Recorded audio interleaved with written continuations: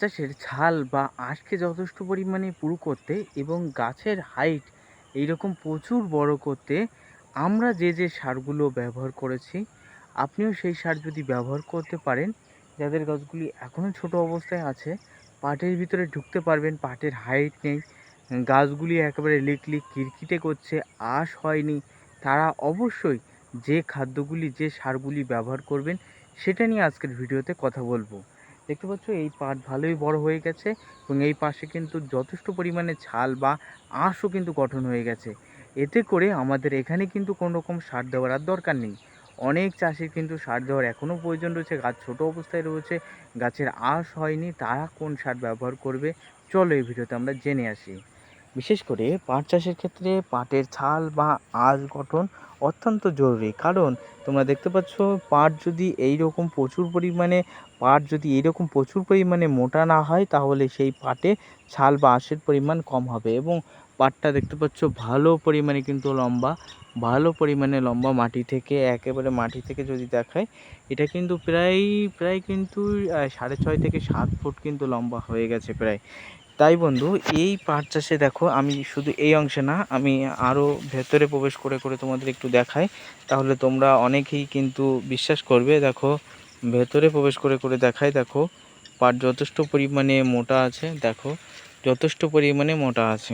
যেখানে একটু ঘন সেখানে কিন্তু পাট কি হয়েছে, এই দেখো ছোট মানে লিকলিকে কিরকিটে বাস পাট যেটাকে বলে, খিস পাট যেটাকে বলে, সেটা কিন্তু রয়েছে। হ্যাঁ, এটা দুই একটা থাকবে। হ্যাঁ, তাই পাট চাষের ক্ষেত্রে ফার্স্টে আমাদের যে কাজটা করতে হয় সেটা হলো পাটের যথেষ্ট পরিমাণে সাইজকরণ করে দিতে হয়।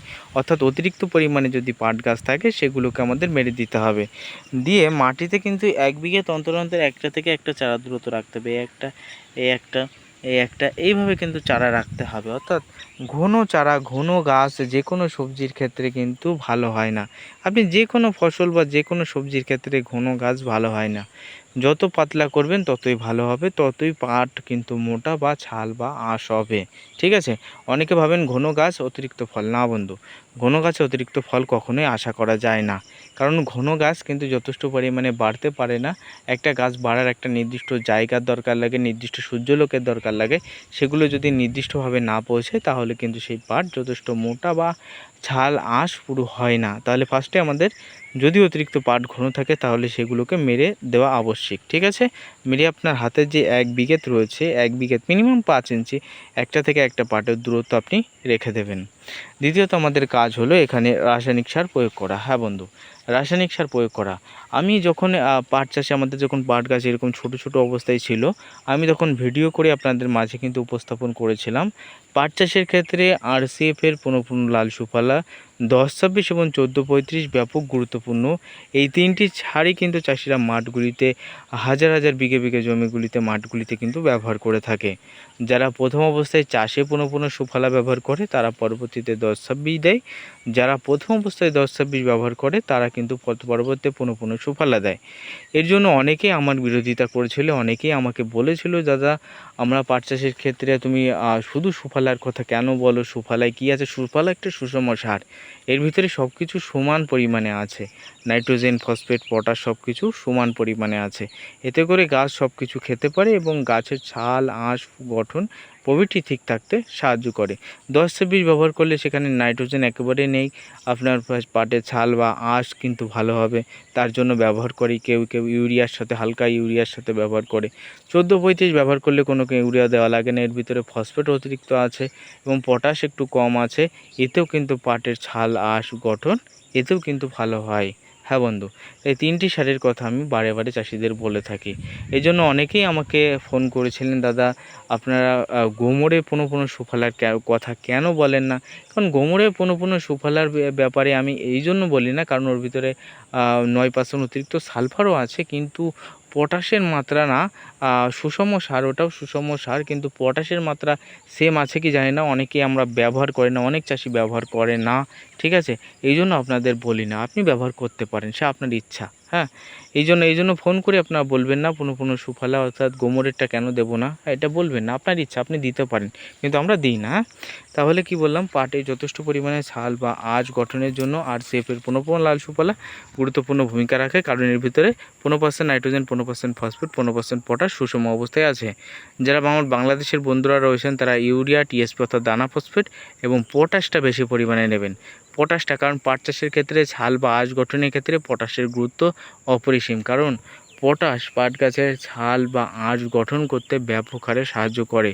তাই আপনাদের আমি রিকমেন্ড করব, আপনাদের আমি বলবো, আপনারা পটাশ মিশ্রিত সারই পাটের জমিগুলিতে ব্যবহার করবেন। যে সারে বেশি পরিমাণে পটাশ থাকবে সেই সার বেশি পরিমাণে ছাল বা আঁশ দেবে, এটা কিন্তু গ্যারান্টি। হ্যাঁ, তাই অবশ্যই আপনাদের রিকমেন্ড করব, পাট চাষের ক্ষেত্রে আপনি আরসিএফের লাল সুফলা ব্যবহার করতে পারেন, অথবা 10-26-26 ব্যবহার করতে পারেন, অথবা 14-35 ব্যবহার করতে পারেন।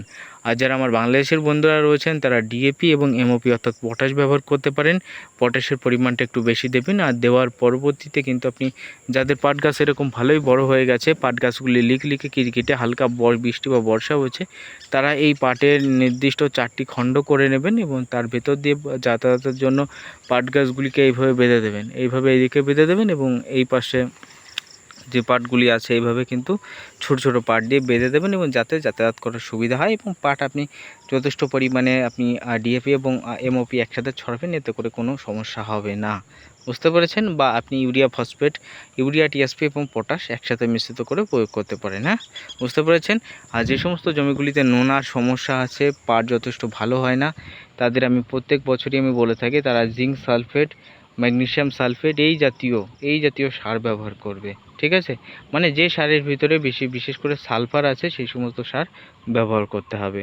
তার কারণ এই সমস্ত খাদ্যের ঘাটতির ফলেও আমাদের পাটের স্বাস্থ্য এবং ভালো নাও হতে পারে। হ্যাঁ, এছাড়াও কিন্তু আমি বলবো, প্রত্যেক চাষিদের বলবো, যে সমস্ত চাষিরা পাট চাষের ক্ষেত্রে কোনো রকম অনুখাদ্য প্রয়োগ করেন না, অনেকেই আছেন যারা কিন্তু পাট চাষের ক্ষেত্রে অনুখাদ্য দিতে চান না, স্প্রে হোক বা দানাদার দিতে চান না। আমি বলবো পাট চাষের ক্ষেত্রে অনুখাদ্য বা মাইক্রোনিউট্রিয়েন্টের দরকার রয়েছে, যেমন রয়েছে টেস্কো 5-এর সয়েল অ্যাপ্লিকেশান, এছাড়াও রয়েছে বায়োভিটেক্সের দানা জৈব সার, এছাড়াও রয়েছে এই টাটা কোম্পানির র্যালি গোল্ড, এই সমস্ত দানাদার কিন্তু খাদ্য ব্যবহার করতে পারেন। এই খাদ্যগুলি সুষম মিশ্রিত এবং এগুলি জৈব খাদ্য হওয়ায় এগুলোও কিন্তু সারের সাথে মিশ্রিত করলে পাটের উচ্চ ফলন পাওয়া যাবে। তবে অবশ্যই আপনি রিকমেন্ড করবো এই সমস্ত অনুখাদ্য যদি ছোট অবস্থায় স্প্রে না করেন পরবর্তীতে দিতে পারেন। টোটাল বায়োসারের দাম কম আছে 70-75 টাকা, এক প্যাকেট দিয়ে দিতে পারেন। ঠিক আছে, তবে কিন্তু যারা দিতে পারবেন না তাদের বলবো বেশি পটাশযুক্ত সারগুলি আপনি ব্যবহার করুন, এতে করে আপনার ফলন ভালো হবে বন্ধু। তাই পাট চাষের ক্ষেত্রে পাটের ফলন ভালো করার জন্য আমাদের কি করণীয় তা কিন্তু আমি সংক্ষিপ্ত ভিডিওতে সুন্দরভাবে কিন্তু আলোচনা করে দিলাম।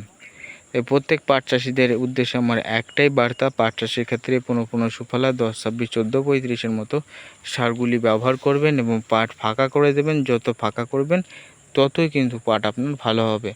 পরবর্তীতে আরেকবার বাঁশ দিয়ে দেবেন, যে পাটগুলি খিঁচ আছে সেগুলোকে কাঁচি দিয়ে বা হেসো দিয়ে কেটে জমি থেকে বার করে দেবেন, এতে করে আপনার পাট আরও বেশি পরিমাণে উচ্চ ফলনশীল হবে।